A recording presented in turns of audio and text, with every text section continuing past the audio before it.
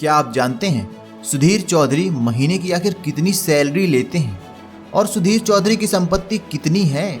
दोस्तों, हाल ही में सुधीर चौधरी ने जी न्यूज से इस्तीफा दे दिया है। सुधीर चौधरी जी न्यूज के वरिष्ठ संपादक और बिजनेस हेड थे।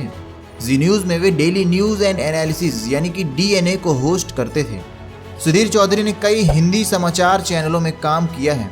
जी न्यूज छोड़ने के बाद अब वो बहुत जल्द खुद का चैनल स्टार्ट करने वाले हैं। तो आज इस वीडियो में हम आपको बताएंगे कि सुधीर चौधरी आखिर कितनी सैलरी लेते हैं, उनकी कितनी संपत्ति है और उनके जीवन से जुड़ी कुछ अहम बातें हैं। तो इस वीडियो को पूरा जरूर देखें।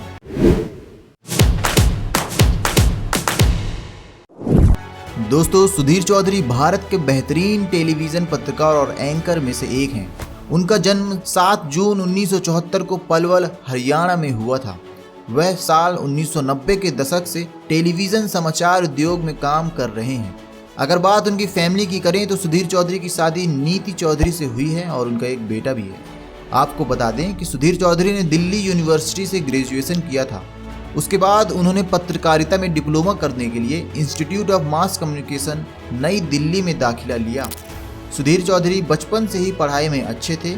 वह अपने स्कूल और कॉलेज के दिनों में अक्सर वाद विवाद प्रतियोगिताओं में हिस्सा लिया करते थे। पत्रकारिता के क्षेत्र में आने से पहले सुधीर चौधरी एक सिविल सेवक बनना चाहते थे और उन्होंने यूपीएससी परीक्षा की तैयारी भी की थी। हालांकि वह परीक्षा पास नहीं कर सके। दोस्तों, सुधीर चौधरी ने अपने करियर की शुरुआत साल 1993 में जी न्यूज से पत्रकार के रूप में की थी। यह वह समय था जब जी न्यूज चैनल नया शुरू ही हुआ था। सुधीर चौधरी एक समाचार एंकर के रूप में चैनल में शामिल हुए और 2001 के भारतीय संसद हमले और कारगिल युद्ध सहित कई प्रमुख कहानियों को कवर किया।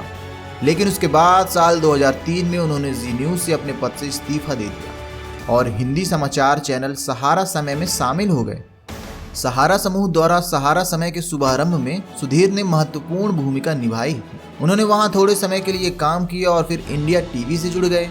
थोड़े समय तक काम करने के बाद सुधीर चौधरी ने इंडिया टीवी से भी इस्तीफा दे दिया और साल 2012 में वापस से जी न्यूज में लौट आए।